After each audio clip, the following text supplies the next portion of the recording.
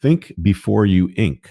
Perception, prevalence, and correlates of tattooing and tattoo regret in US adults.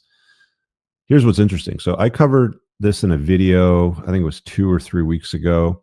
I'd gone over a study which looked at women and their responses to regret expressed based on short-term sexual strategies. So basically hookups, friends with benefits, hookups, one-night stands, what happened in Vegas stayed in Vegas. And in that study, they were basically taking a look at does the regret that women express after the fact change their future behavior? And the result of that was astounding again. No, in fact, it doesn't have any bearing whatsoever on a reduction or a discouragement. Regret, when a woman says, "Oh, well, I regret hooking up with that guy," or "I regret sleeping with that guy," or "I regret, cheating," or whatever, regret in women doesn't change the behavior, apparently, according to the study, which is something that shouldn't be surprising to a good number of people. Some people might be shocked, but it is what it is.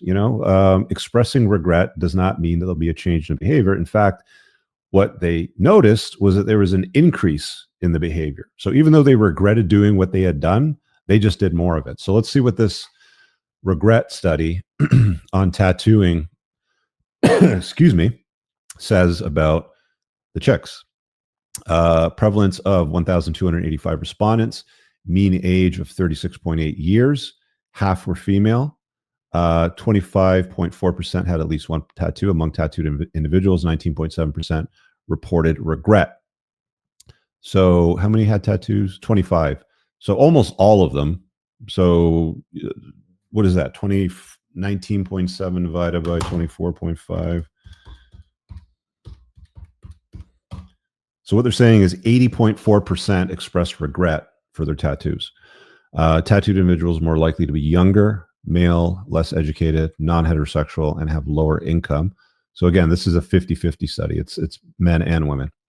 Tattoo regret was more common amongst women. Hispanic individuals, those with lower income, probably because it's a waste of money putting stickers all over your body that are permanent, and those with visible tattoos. Okay, that makes sense. Because you get judged based on it. Like, I've not hired people because they had a neck tattoo. I've interviewed people when I was working in the corporate world, and they show up in the interview with a neck tattoo, and I'm like, yeah, I don't want this guy or gal working in my office. It's just how things go. There's a stigma that's attached to it. Public perception. So non-tattooed respondents viewed tattoos as less acceptable in professional settings, healthcare, education, compared to tattooed respondents. Of course, birds of a feather flock together, right? Common negative perceptions included tattoo signaling impulsivity or unprofessionalism.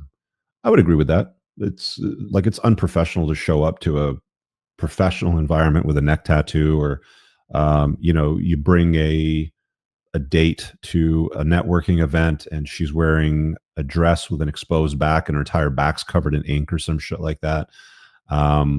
Just not ideal. It's not professional. It's not classy. Certainly in my estimation, suggests a lack of couth, if you can put it that way.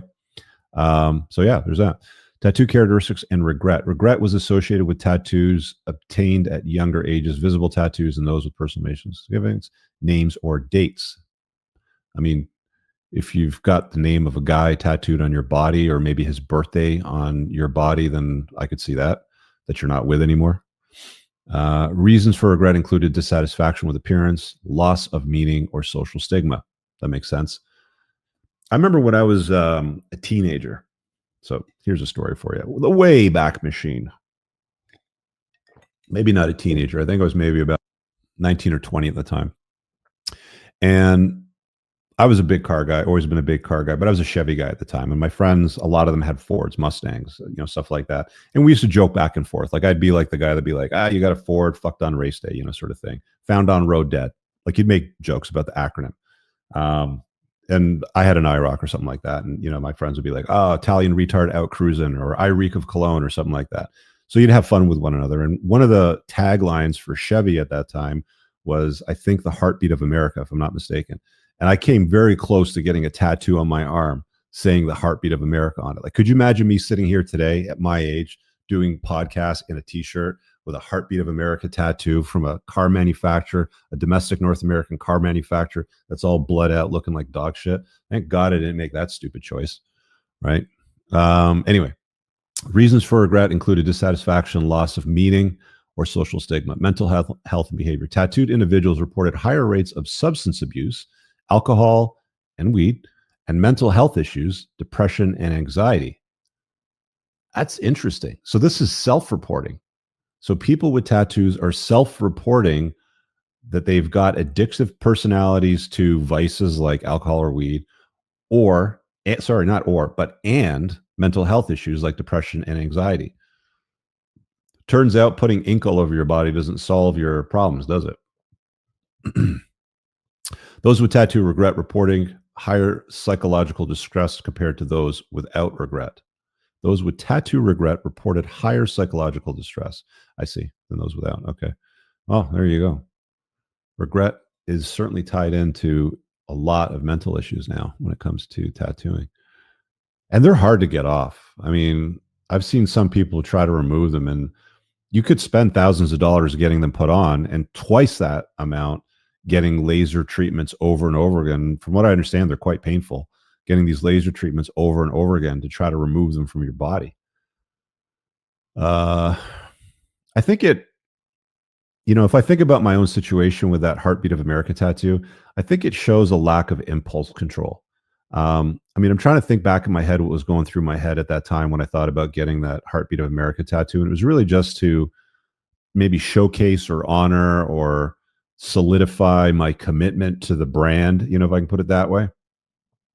And I don't remember what reasoning that I used for it, but obviously it's very permanent. It's, for the most part, very permanent, with exceptions where you can take it off or you can laser it off. But it's certainly it's a lifelong commitment for most people, and they don't look better over time. They look worse over time. And your commitment or your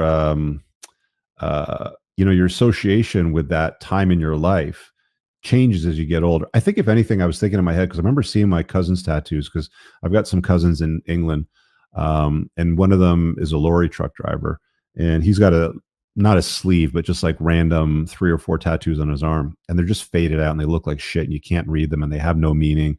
And I just remember thinking to myself, yeah, it's just going to look bad over time. So that would be a dumb choice. And I just, never did it based on that. Public perceptions tattoos analysis. Descriptive statistics, chi-square tests, and logistic regression models were used to identify correlations, tattooed and regret, adjusting for age, gender, and income, blah, blah, blah. Okay, let's go to conclusions over here on this one. Approximately 1 in 4 U.S. adults has a tattoo. I think it's higher than that. It's got to be at least a third, maybe 50%.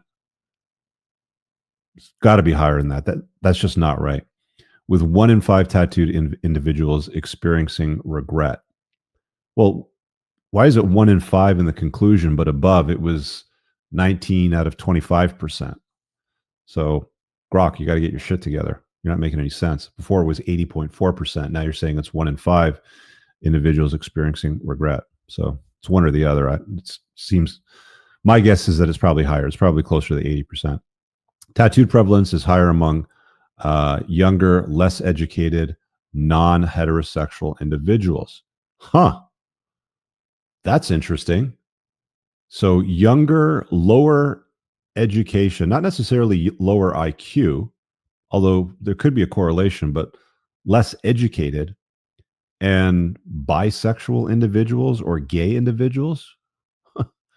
That's interesting. You know what? It's actually funny. I think that most bi chicks, I'm just trying to think. Yeah, most bi chicks that I've met have had tattoos. Yeah. All right, guys. I really hope that you enjoyed that clip. If you want to check out the full-length podcast episode, you can find that right over here. Also, make sure you visit my website over here where you'll find my supplements, the opportunity to book me privately one-on-one for coaching, and most importantly, my new School of Unplugging, which you'll find on the courses tab. Newer to the channel, hit subscribe.